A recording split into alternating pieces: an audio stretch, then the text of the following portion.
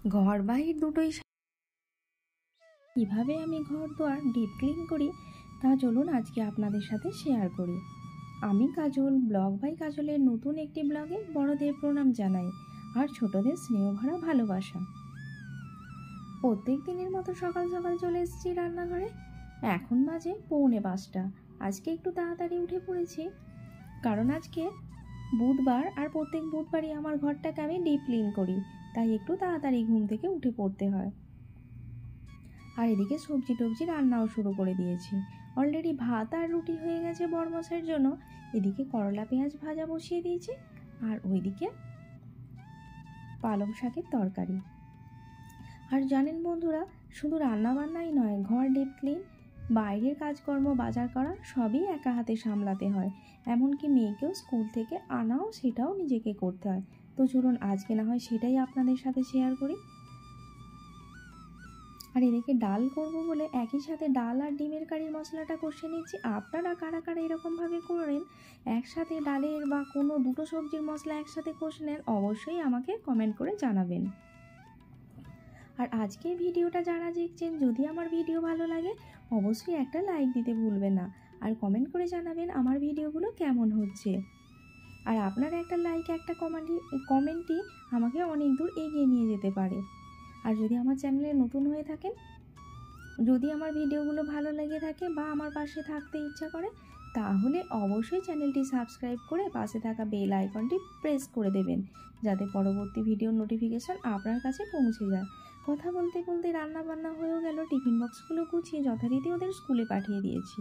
স্কুলে কোথায় পাঠাবো, সোনা গেছে স্কুলে আর বড়মশাই অফিসে। তারপর দুধ নিয়ে এসে নিজের খাবার খেতে বসে গেছি। আজকে একটু তাড়াহুড়ো করতে হবে, বললাম না বুধবার ঘরটাকে ডিপ ক্লিন করি। এই যে প্রথমেই চলে এসেছি পাখাগুলো মুছতে। আর প্রত্যেকটা পাখা তো দেখাতে পারবো না, বেডরুমেরটাই প্রত্যেক বুধবার আমি এইভাবে ক্লিন করে থাকি। আর জানেন তো, প্রত্যেক সপ্তাহে একদিন যদি আমরা এইভাবে আমাদের ঘরটাকে ডিপ ক্লিন করি না, তাহলে ঘরটা খুব নোংরা হবে না আর একদিন অনেক কাজ চেপে যায় না। কথা বলতে বলতে পাখাটাও ক্লিন করা হয়ে গেল। এরপরে চলুন, এই পাখার নোংরাগুলো তো বিছানায় পড়েছে, আজকে বিছানাটাও ধোবো। আর তার আগে চলুন পর্দাগুলো সরিয়ে ঝাড়ু দিয়ে ওখানটা একটু ঝেড়ে দিই। রোজ যদিও আমি ঝেড়ে দিই, তবু একটা দিন বিশেষ করে একটু ভালো করে আমি ডিপ ক্লিন করে নিই। ঝাড়া হয়ে যাওয়ার পর খাটের ধারটা যেমন রোজকার মতো মুছতে চলে এসেছি। এখানটা মোছা হয়ে গেলে বেডশিটটাও পাল্টে নেব। আর এই যে বালিশের কভারগুলোও খুলে নিচ্ছি, কারণ এগুলো আজকে ধুয়ে নেব। প্রত্যেক সপ্তাহে আমি বুধবার দিনকে এটা করে থাকি। বেডশিটটাও তুলে নিচ্ছি, কারণ বেডশিটটার উপরে যে পাখার নোংরা ফোংরা সব কিছু ফেলেছে না। এমনকি আমার চুলটাও আমি এই দিনকে ধুয়ে নিই, কারণ এই সব নোংরা পরিষ্কার করতে করতে আমাদের চুলটাও অনেক নোংরা হয়ে যায়।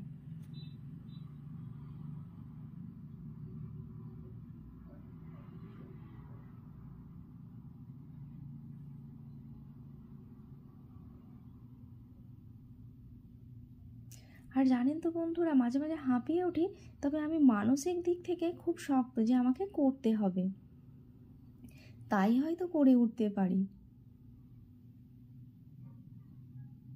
ওই বেডশিটগুলো ভিজিয়ে দিয়েছি, দিয়ে চলুন এবার এখানে আমার এই যে একটা সোনার স্টাডি টেবিল রয়েছে আর একটা ছোট র্যাক রয়েছে, ও দুটোকেও ভালো করে, ও দুটো যদিও রোজ পরিষ্কার করি, আজকে তো পাখাটা পরিষ্কার করেছি না, তো ওর নোংরাগুলো তো চারিদিকে পড়বে, সেই জন্য আজকেও এই টেবিলটা ভালো করে ডিপ ক্লিন করে নিতে হবে।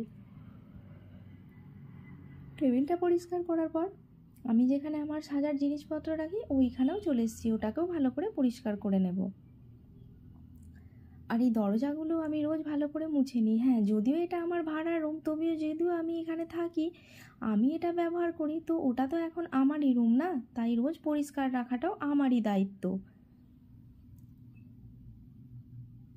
আর চলুন সোফার কভারগুলো ভালো করে ঝেড়ে নিই। সোফার কভারগুলো আজকে কাচবো না, কারণ কয়েকদিন আগে কেচেছি।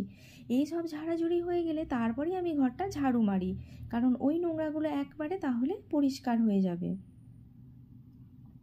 আর এরই ফাঁকে ফ্রিজ থেকে চিকেনটাও বের করে রেখেছি, কারণ বিকালের জন্য ওটা আমি রান্না করে রেখে যাব, নইলে সন্ধেবেলা আর সময় পাবো না। সোনার সামনে পরীক্ষা চলে এসছে, ওকে একটু পড়তে বসাতে হবে।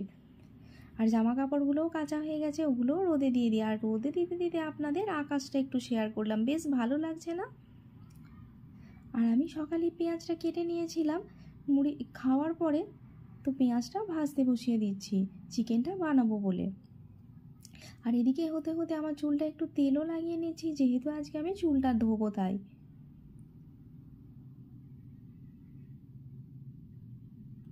আজকে জানেন বন্ধুরা, আমি বাথরুমটাও ডিপ ক্লিন করে নিই, তাই কি হয় একটু দেরি হয়ে যায়।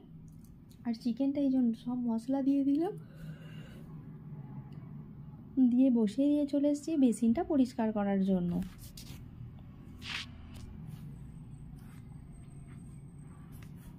আর জানেন তো বন্ধুরা, আমি যখন প্রথম এই রুমটায় আসি বেসিনটা এত নোংরা ছিল, ভাবছিলাম মোটেও পরিষ্কার হবে না। তবে আপনারা তো দেখলেন, মনে হয় আগের থেকে অনেকটাই পরিষ্কার হয়ে গেছে। আর চলুন বাসনগুলো এবার ধুয়ে নিই, এদিকে চিকেনটাও হবে। হতে হতে আমি এদিকে দুটো বেডরুমও মুছে নিয়েছি, ডাইনিংটা আজকে হাতে করে মুছবো। তো হাতে করে মোছা হয়ে গেলেই তারপরে চলে যাব স্নান করতে।